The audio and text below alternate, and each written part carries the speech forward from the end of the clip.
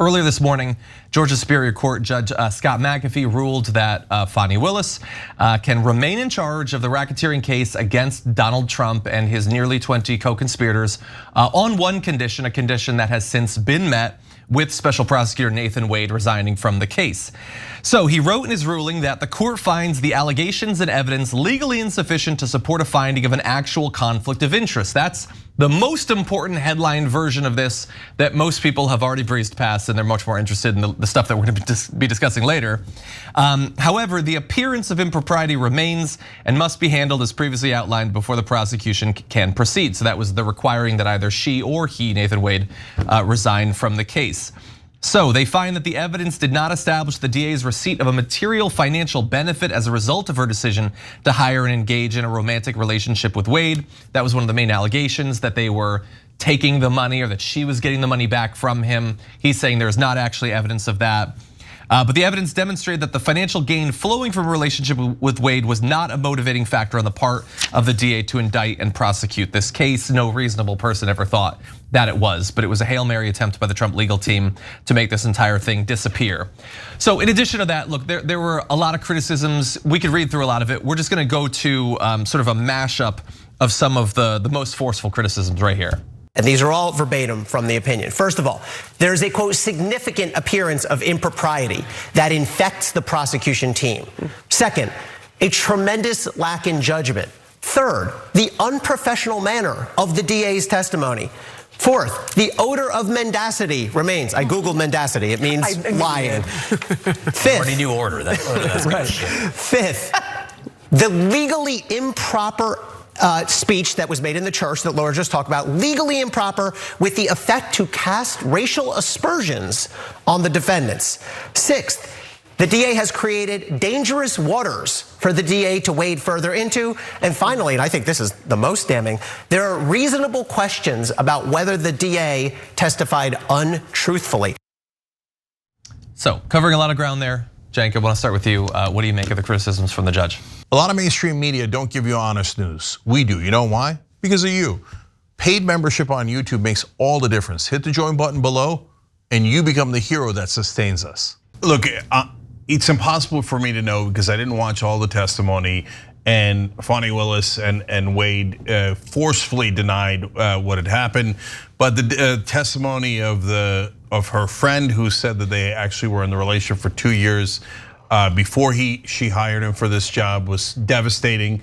And so at the end of the day, I come out probably exactly where the judge is, which is I don't know that they proved a conflict of interest beyond a reasonable doubt, but it definitely has the appearance of impropriety. And guys, remember, this is the impropriety about the taxpayers' money being spent on her boyfriend, if that's the case, as she hires him for this job, right? Again, it has nothing to do with the heart of the case of Donald Trump. That would be prosecuted under any prosecutor and has nothing to do with the relationship. But that's what it looked like to me, to the best of my ability to discern it. And I probably would have ruled the same exact way that the judge did. I don't know if you guys disagree. Mondo, what do you think?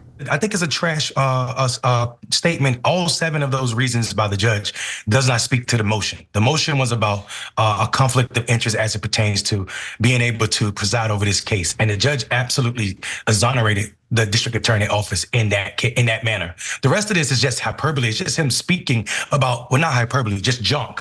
Him speaking about things that he has no jurisdiction over. I think, and that to me is the problem with all of this. That to me is the continuation of trying to sexualize these black people who were doing what 2 consenting adults decided to do.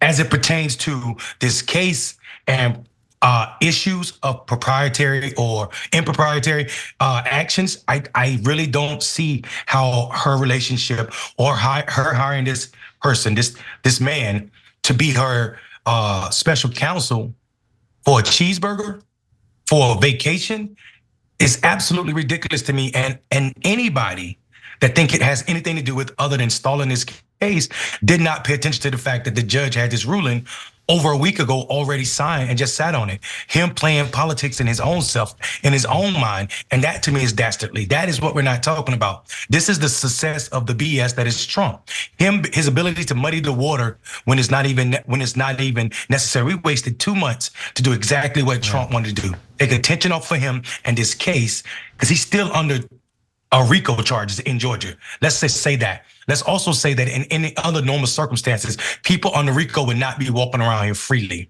There's another RICO case that this attorney brought against a group of rappers, a rap label, and she called them a gang, a criminal gang or enterprise, and none of them are walking free unless they cooperated with her. So the idea that Trump is suffering somehow because of Fannie Willis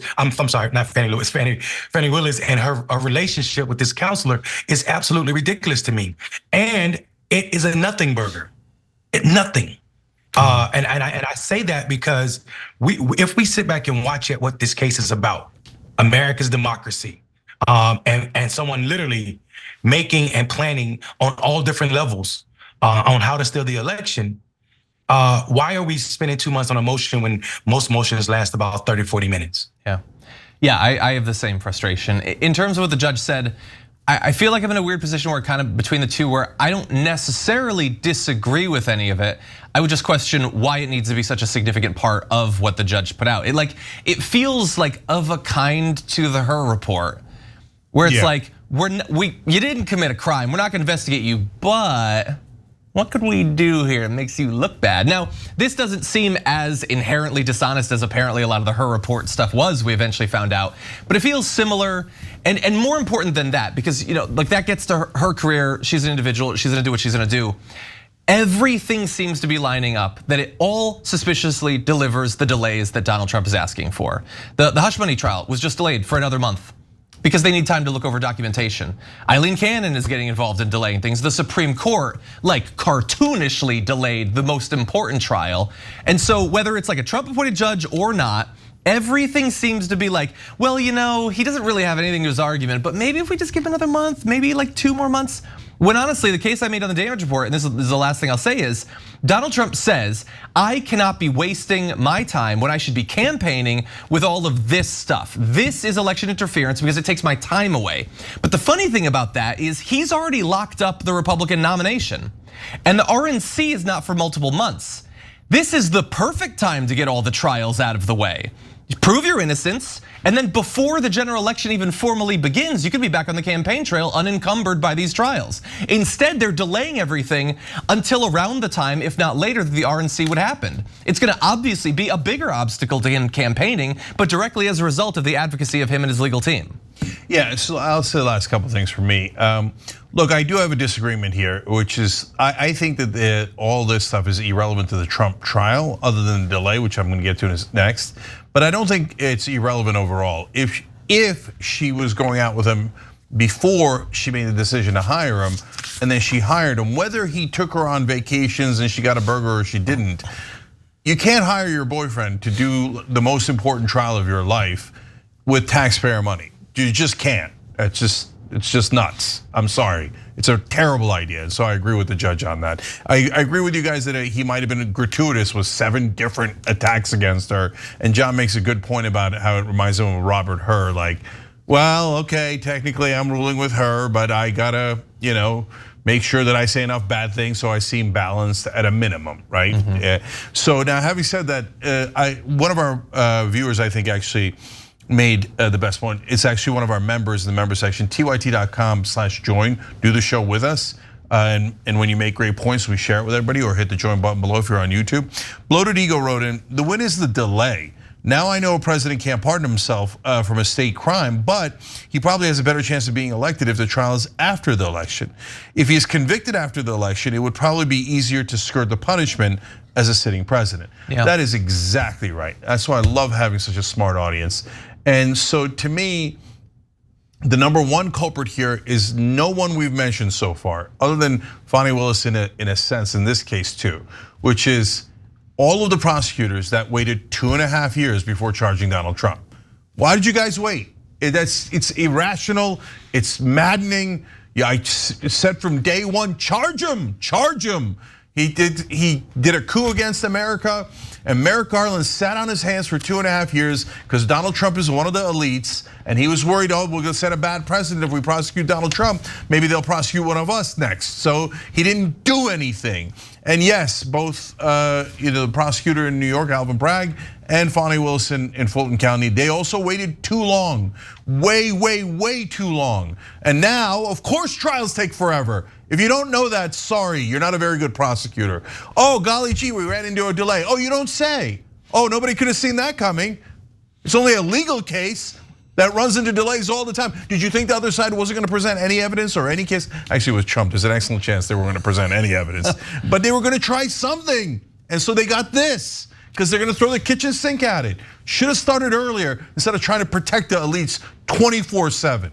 So I am pretty livid about that. And you have every right to be livid about when these cases started. We should also acknowledge that, putting together a RICO charge is not an easy thing. I mean, and we watched it happen with a lot of the mobsters when Rudy Giuliani had a brain. Well, actually, what we're learning, and we should have actually probably known this anyway, was he wasn't the lead architect of those trials. He just took credit for them. So anyway, here's what I think about all of this. We're about to watch lightning speed prosecution towards Trump, and I think we're gonna Fani Willis is gonna make a absolutely ass of every attorney that's defending one of those defendants, and it's gonna be her job, because what people forget is she's a thorough prosecutor. Would I have appointed my spouse to be the lead attorney? Probably not. But she also tried to get other people that turned her down, very notable people. So and what I'm not willing to do is let this judge, who happens to be a Federalist, just like her was, who happens to be a lifelong Republican, just like her was and is. I don't think that they know that they are just being, even killed in these cases. I do blame Fani for putting herself in this position. I hear you on that, Jane. But like I said, there have been other situations we've seen since cases have been arising against Trump where district attorneys didn't go through this. We literally watched Florida move a case to a space where Trump appointed a judge that was extremely friendly for him. And I think, we're watching these double expectations and going along with them as if they're normal. So yeah, Fani has a role in this, but also let's not let off the legal system that's playing to Trump's card. Thanks for watching the video, guys. We also love it if you hit the join button below, because that makes you a member, and members allow us to be independent, honest. We can be as progressive as we want, no corporate media influence, and that's all because of you guys. We love doing the show with our members. Hit the join button, become one of the Young Turks.